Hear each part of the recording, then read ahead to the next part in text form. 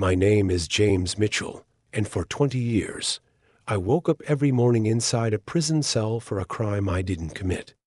20 years. That's 2 decades of my life gone.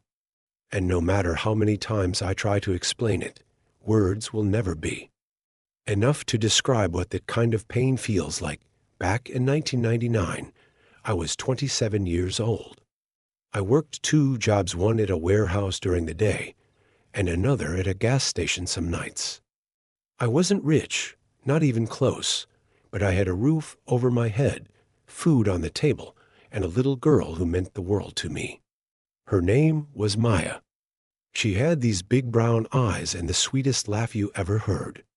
She was just 2 years old then, but she was my whole world.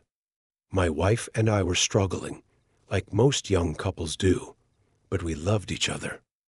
We were trying. Then one night changed everything. A convenience store a few blocks away from my apartment was robbed. The cashier, a young man, was shot and killed. It was the kind of crime that made the local news. Everybody was on edge. Police were under pressure to find the person who did it. The next day, they came knocking on my door. They said someone had picked me out of a photo lineup, that I matched the description. I told them I wasn't there. I was home, like always, after work. I was giving Maya her bath. I remember she splashed water everywhere that night, and I told her she was going to flood the whole apartment. She laughed so hard.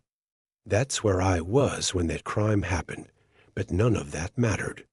They took me in anyway. The trial didn't last long. It was like everyone had already decided I was guilty before I ever opened my mouth. My public defender looked tired. He didn't fight for me the way I needed him to. The witnesses gave shaky stories, but the jury didn't care. They saw a black man accused of murder, and that was enough for them. I'll never forget sitting in that courtroom, listening to the word guilty echo in my ears like a hammer.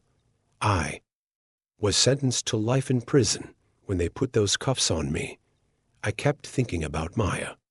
I wondered if she'd remember me, if she'd think I abandoned her, if she'd forget the sound of my voice. My wife tried to keep in touch for a while. She'd bring Maya to see me every few months, but the visits got harder. Maya would cry when they had to leave. I could see the pain in my wife's face. Eventually, she stopped coming. The letters stopped too. I found out later she had moved away. I don't blame her. She did what she had to do to survive. Prison is a place that strips you down. Not just your clothes, but your dignity, your hope, your will. The walls are cold. The nights are long. And every day I had to fight just to hold on to the truth that I didn't belong there, that I was innocent. I spent my time reading, writing letters, praying. I wrote to Maya every chance I got. I didn't know if the letters ever reached her, but I kept writing. I told her stories about the day she was born, about how she used to fall asleep on my chest. I told her I loved her, even if I couldn't be there to show it. Then, after 20 years, just when I thought the world had forgotten about me, I got a letter. It was from Maya.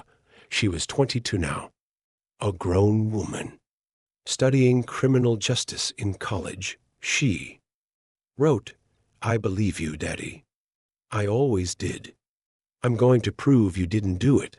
I sat on the floor of my cell, holding that letter, and cried like a baby. For the first time in years, I felt something that had almost died inside me, hope. Maya didn't waste any time. She got copies of the trial transcripts, the police reports, everything she could find. She read every word, every detail. And the more she looked, the more she realized how wrong everything had gone. She found that the eyewitness had changed his story multiple times, that no physical evidence ever tied me to the crime. The store camera footage had gone missing before trial. And the fingerprint they found on the counter that night? No one had ever tested it. She kept digging. She found a lawyer through a local innocence project who agreed to take my case. Together, they got the fingerprint tested after all those years, and it wasn't mine. It belonged to a man already in prison for a different robbery. A man who looked nothing like me, except for his skin color. Once they had that, they filed for a new hearing. I sat in court again, but this time with Maya right beside me. She held my hand the whole time. She was fierce, stronger than I ever imagined.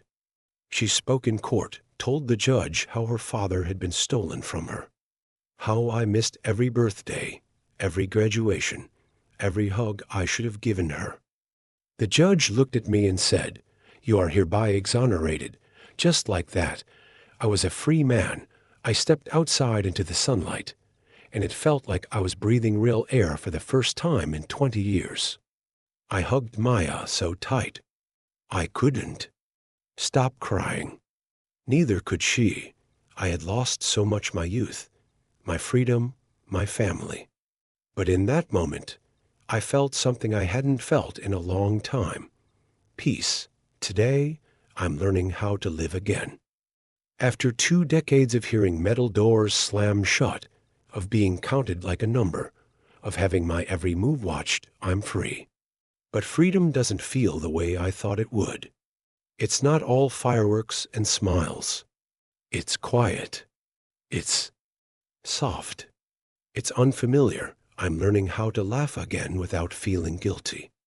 For so long, laughter felt wrong, like a thing I wasn't allowed to have. In prison, you don't laugh too loud. You don't let your guard down.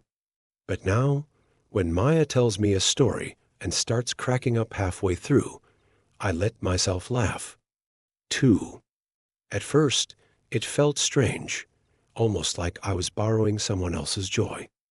But slowly, I'm learning that I deserve to feel happy again. I'm learning how to sit in silence without thinking I'm back in that cell. Sometimes, in the stillness, my mind goes back to those cold concrete walls. The nights when I could hear men crying in the dark. The mornings when I'd wake up forgetting for just 1 second, where I was only to remember all over again. Even now, silence can still scare me. But I'm learning that silence can also mean peace. It can mean I'm safe.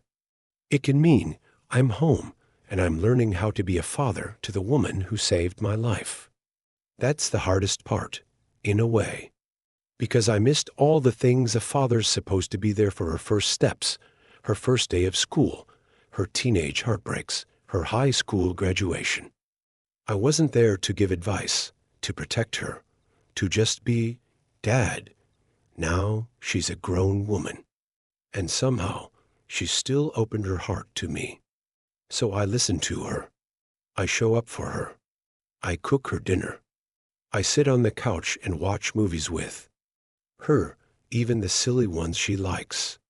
I say, "I'm proud of you," every chance I get. Because she gave me back my life, and I don't want to waste another minute. People ask me if I'm bitter. Some days I am. I'd be lying if I said I wasn't. I'm angry at the system that failed me, at the people who looked the other way, at the years I'll never get back. I missed birthdays, holidays, the chance to hold my wife when she was tired, the chance to raise my daughter the way I wanted to. I missed life. And that pain doesn't go away just because the gates opened, but bitterness can't be the only thing I carry. It'll eat you alive if you let it. So more than anything, I try to hold on to what's good. I'm proud, so proud of Maya. Proud that she never gave up on me, even when the world did. Proud that she's using her voice, her education, her strength to fight for justice. Proud that our love somehow survived it all. I'm proud that the truth came out. It took years, too many years. But it came. And now I get to walk outside, without chains on my wrists, I get to feel the sun on my face and know I'm not going back. Now, I'm telling my story, not because I want sympathy, but because somewhere out there, there's another man sitting in a cell for something he didn't do. Maybe he's losing hope. Maybe he's staring at a picture of his daughter, wondering if she even remembers him. Maybe he feels forgotten. I want that man to know, don't give up. I know the nights are long. I know the system is cruel. I know it feels like the world moved on without you. But the truth matters. And sometimes the truth finds a way to rise slowly, painfully, but surely. Sometimes, even when you think it's too late, love shows up and refuses to let go. Sometimes, even after the darkest night, love finds a way to bring you home, and when it does, hold on tight. Start again. Learn to live. Learn to love. You're still here. That means the story isn't over.